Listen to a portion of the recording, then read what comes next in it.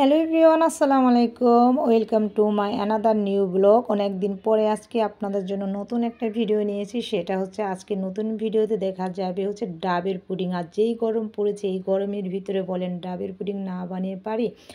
আর দেখতে পাচ্ছেন খুবই ইজি, আর এটা তো খুবই অনেক পছন্দ, সবার পছন্দ, আমারও পছন্দ। আর আপনার জন্য আজকে নতুন হচ্ছে ডাবের পুডিং রেসিপিটা কিভাবে বানাবো সেটা আপনাদের সাথে অবশ্যই সম্পূর্ণ ভিডিওটা দেখবেন, যেহেতু অনেক দিন পরে একটা বড় ভিডিও দিয়েছি। আর এখানে দেখতে পাচ্ছেন আমি হচ্ছে একটা ডাব কিনে নিয়েছি। আর বর্তমান যুগে এখন গ্রামের চেয়ে শহরে হচ্ছে প্রচুর পরিমাণ ডাবের দাম। আর গ্রামেও কিন্তু ডাব পাওয়া যায় না ততটা, কারণ পাওয়া গেলেও হয়তো বা গাছে থেকে নামানোর বা পাড়ানোর লোক থাকে না। আর এখানে দেখতে পাচ্ছেন আমি ডাবটাকে যেহেতু বাইরে থেকে কিনে এনেছি, ওটা সাইজ করে দিয়েছে, আমি একটু কেটে নিলাম মাঝ বরাবর। এখন আমি এর ভিতরে এই ডাবটা হচ্ছে প্রচুর পরিমাণে রস ছিল, দেখতে পাচ্ছেন। এখন ডাবের পানিগুলো হচ্ছে আমি বের করে নিলাম। আর এই যেই গরম পড়েছে, গরমের জন্য মন দিল ঠান্ডা করার জন্য পুডিং কিন্তু কলিজা ঠান্ডা করে পুডিং রেসিপিটা যদি হয়, দেখেন আমার এক বাটি হচ্ছে এখানে আমি পানিটা নিয়ে নিলাম। আর এই পানিটা অবশ্যই ছেঁকে নেবেন, যেহেতু দেখবেন ডাবের ভিতর থেকে অনেক সময় হচ্ছে একটু ময়লা পড়ে যায়, আর অবশ্যই ছেঁকে নেবেন। আর এই তো দেখেন ডাবটা আমি একটু দুই ভাগ করে নিয়েছি। এর ভিতরে যে একটু শাঁস বা হাঁস যে যেটা বলেন, এটাকে আমি একটু তুলে নিয়েছি। বেশি শক্তও না, বেশি নরমও না, এটা নেবেন। আর এটাকে আমি তুলে নিয়েছি চামিচ দিয়ে, যেহেতু চামিচ দিয়ে উঠাতে আমি বেটার ফিল করি। আর এটা কিন্তু আমার কাছে খুব মজা লাগে। আমার মনে হয় যে আমি যখন এখানে তুলেছি আমি অর্ধেকটাই খেয়ে ফেলেছি, কিসের আবার পুডিংয়ের ভিতরে দেবো। পুডিং তৈরি করার আগে মনে হচ্ছে অর্ধেকটা খেয়ে ফেলে। আর এই তো আমি চামিচ দিয়ে সম্পূর্ণটা একটু উঠে নিয়েছি।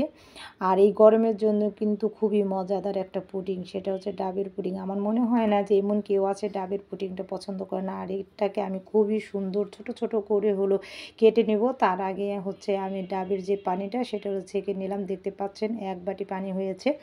আর এটাকে দেখেন আমি, যেহেতু আপনারা চাইলে কেটে নিতে পারেন ছোট ছোট করে, এখানে আমাকে সৌন্দর্য করার জন্য জাস্ট আমি একটু হার্ট শেপগুলা করে নিলাম। যদি হাতের কাছে কারো এরকম কোনো হার্ট শেপ কোনো কিছু থাকে তাহলে অবশ্যই করে নেবেন, নাহলে হাত দিয়ে কেটে নেবেন। আর এতে দেখতে পাচ্ছেন আমি হার্ট শেপ করে নিয়েছি। আর কিছুটা একটু মানে এটা যখন আমি উপর দিয়ে দিব তখন কিন্তু অনেক সুন্দর লাগবে, এর জন্য আমি দেখেন এতগুলো হার্ট শেপ করে নিয়েছি। যেহেতু ডাবের পানিটা হাফ লিটারের মতো হয়েছে, সেক্ষেত্রে এখানে আমি হচ্ছে আগার পাউডার হলো 2 টেবিল চামচ নিয়েছি। এরপর হ্যান্ড বিটার দিয়ে খুব ভালো করে মিক্স করে নিয়েছি। আর পরিমাণ মতো চিনি নিয়েছি, আপনারা যেটা যদি চিনি পছন্দ করেন তাহলে।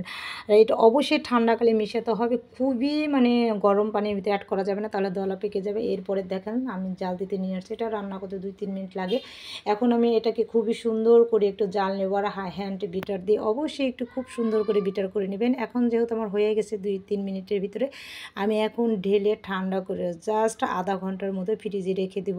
তার আগে দেখতে পাচ্ছেন আমি হার্ট শেপগুলো চারোদিকে দিয়ে দিচ্ছি। এটা দেখে কত সুন্দর লাগছে, ঠিক না? আর খেতে তো দারুণ, খুবই মজাদার, দিল ঠান্ডা হয়ে যাবে। আর এই গরমে কিন্তু সবাই একটু ঠান্ডা জাতীয় খাবারটা বেশি পছন্দ করে। আর ডাবের পুডিং, ডাবটা তো সবার জন্য অনেক উপকার। এই তো আমি এখন দেখেন 1 ঘন্টা পরে নিয়ে আসছি। এবার দেখেন আমি এটাকে তুলে নেব। আর দেখতে এত সুন্দর হয়েছে তা বলার বাইরে। দেখেন খুবই মানে আমি যখন এটা ভাবছি যে আমি কখন খাবো, আর আমার ছেলে তো পাশে বসে আছে কখন খাবো।